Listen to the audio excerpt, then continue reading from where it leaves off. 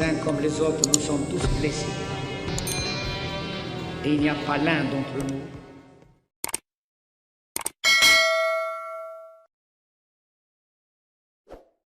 Rapport impartial d'Anton Blinken. Pour les États-Unis, la nouvelle politique étrangère de l'Algérie est une opportunité d'élargir la coopération bilatérale et de construire la relation que Washington recherche depuis longtemps. L'automne dernier, plusieurs délégations d'officiels algériens de niveau intermédiaire ayant des liens avec les ministères de l'armée et du renseignement se sont rendus à Washington et ont discrètement exprimé leur désir d'élargir la coopération entre les États-Unis et l'Algérie, écrit le très officiel Institut américain pour la paix, USIP, relevant du département d'État. L'administration Biden a été désireuse d'établir et d'étendre des alternatives à l'énergie russe pour les nations européennes dépendantes. L'Algérie est désormais une composante essentielle de cet effort, ajoute-t-on, en faisant remarquer que cela donne à l'Algérie beaucoup d'influence auprès de Washington. Les Algériens vont-ils demander à Washington de revenir sur la proclamation de 2020 sur le Sahara occidental? Demander l'accès à des systèmes d'armes avancés? Ou demander une approbation des efforts algériens en Libye? S'interroge l'Institut, pour lequel l'Algérie devra réfléchir stratégiquement aux demandes à faire à Washington car il y a maintenant une opportunité de donner un nouveau cap à la trajectoire de la relation entre les deux pays. Il serait dommage que l'Algérie tente de maximiser les gains à court terme au détriment de la coopération et de la collaboration à long terme, pense l'USIP qui perçoit des signes que l'Algérie est en train de changer. L'Algérie s'affirme également, de plus en plus au sein de l'Union africaine et de la Ligue arabe, intensifie ses efforts de lobbying dans les capitales étrangères et approfondit ses liens avec Pékin, ajoute l'USIP, en s'interrogeant si notre pays est prêt à assumer la responsabilité qui accompagne le rôle qu'elle se positionne à jouer. L'analyse américaine revient sur les relations solides qu'entretiennent Alger et Moscou, en soulignant que de 2009 à 2018, les ventes d'armes entre la Russie et l'Algérie ont augmenté de près de 129%, que les armées algériennes et russes participent régulièrement à des exercices militaires conjoints et que les navires russes font fréquemment escale dans les ports algériens.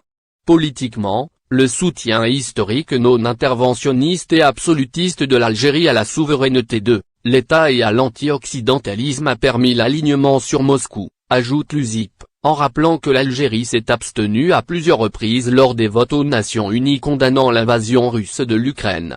L'Institut américain s'est intéressé à la position algérienne vis-à-vis du rapprochement marocain avec Israël dans le cadre des accords d'Abraham.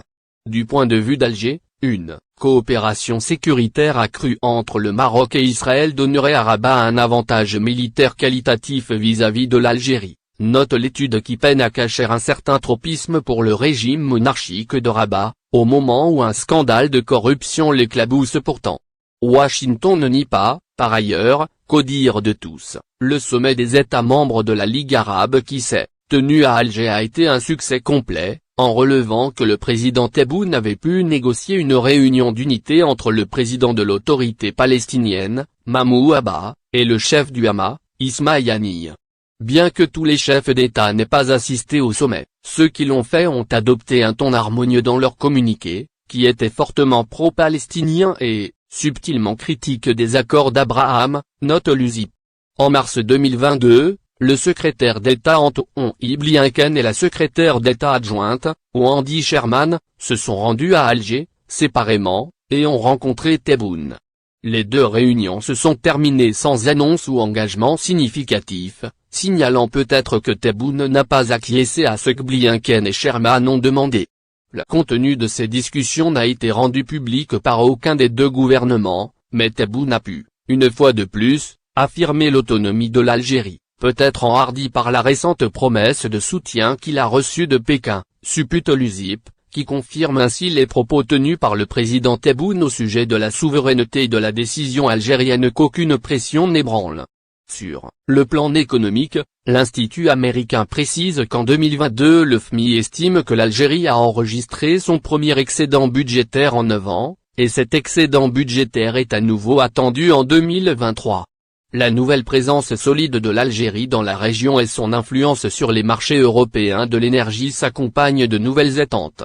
Alors qu'auparavant l'Algérie était considérée comme un acteur marginal dans la résolution des conflits régionaux, on attend désormais d'elle qu'elle joue un rôle constructif et central en Libye et au Sahara occidental, fait constater l'analyse, en se demandant si l'Algérie peut tirer parti de son influence croissante en Europe.